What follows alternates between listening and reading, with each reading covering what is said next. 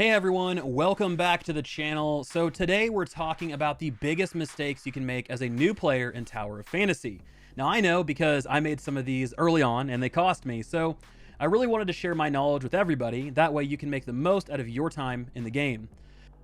We're gonna get things kicked off with shields.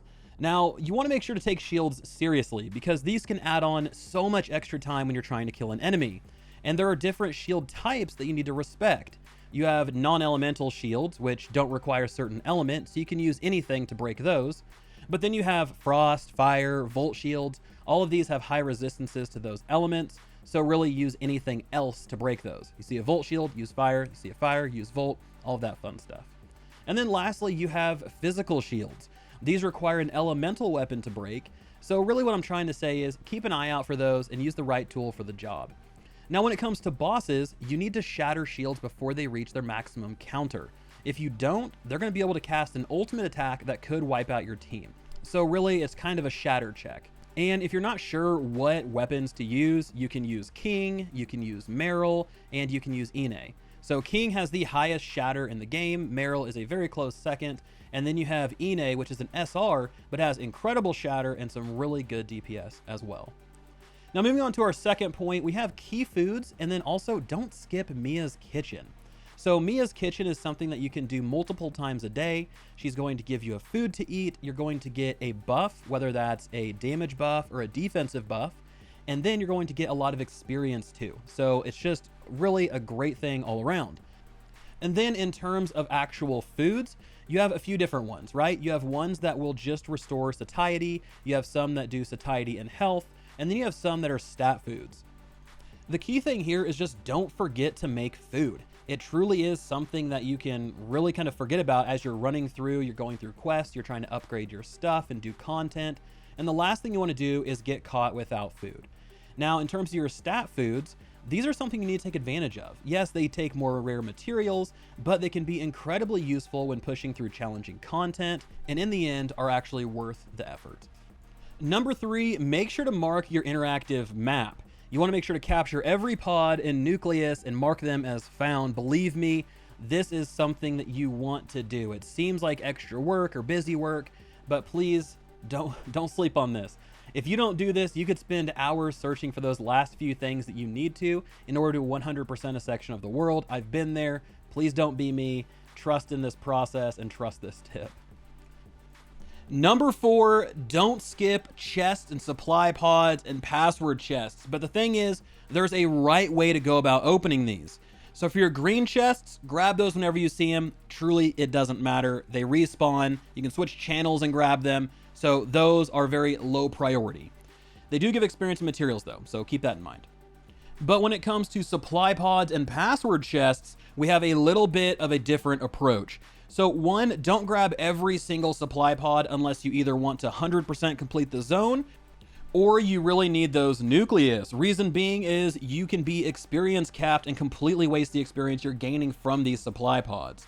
And then when it comes to the password chests, don't use the perfect decipher early on. Just use the forced decipher, you'll be perfectly fine, and save those keys for later levels when you're XP starved and it really, truly matters.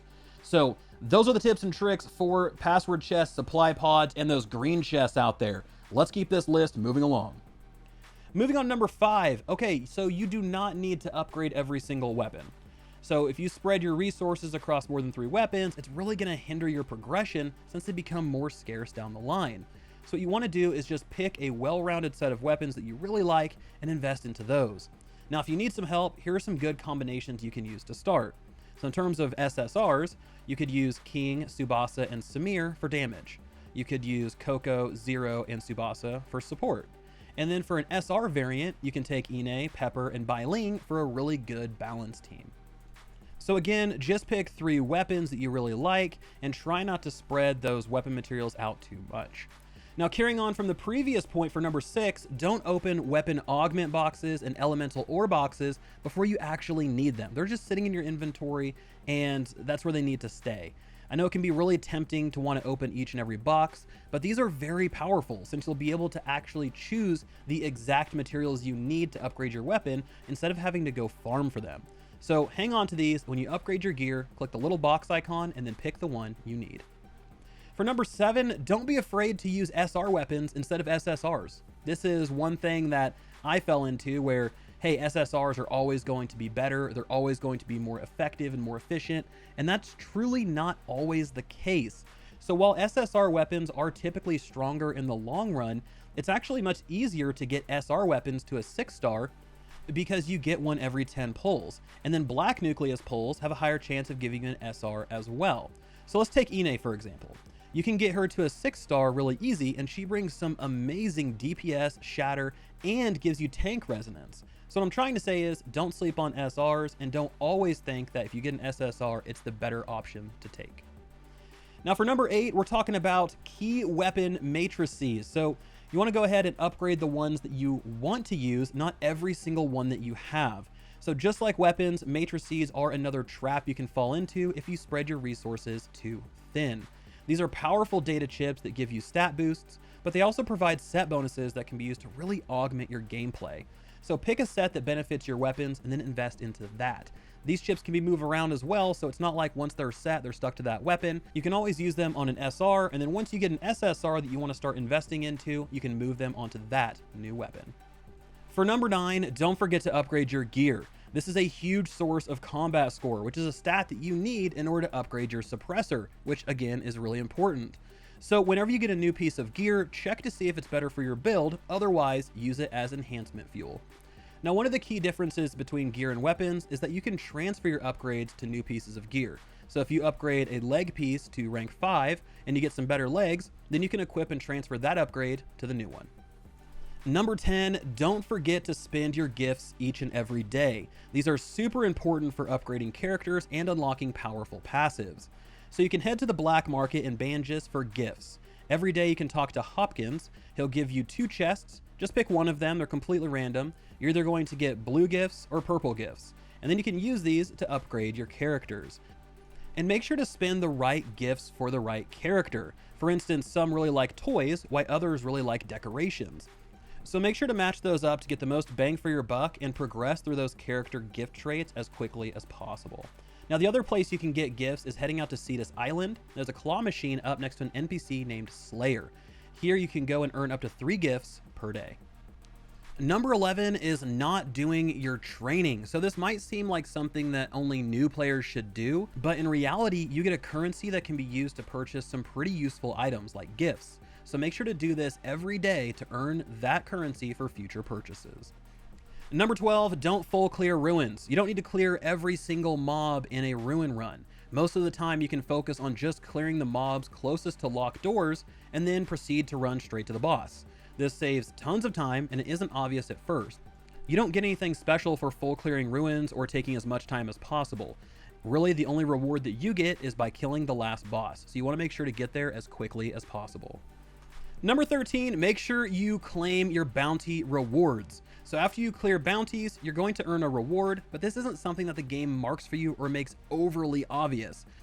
You need to click into your bounty window, even if it has the green check mark and says everything's done, and then click the glowing chest at the top for your rewards. You don't lose them, but it could give you enough materials to upgrade a day early, so just don't forget to claim these. Number 14 is looking at the Dark Crystal and what you actually want to spend it on. Please do not spend Dark Crystal on literally anything other than the red nucleus, because truly it's a waste. Spending Dark Crystal, you get a ton of it early on, but then eventually that's going to dry up, and you don't want to be stuck spending it on gold nucleus when you can get them in the world. You don't want to spend it on vitality potions because truly it doesn't have a lot of value here early on. You want to spend this on the red nucleus to try to get those limited banner characters. And if you're not a big fan of the limited banner character, great, then you can save that crystal, hang on to it for the next one, and maybe it'll have a character that you want.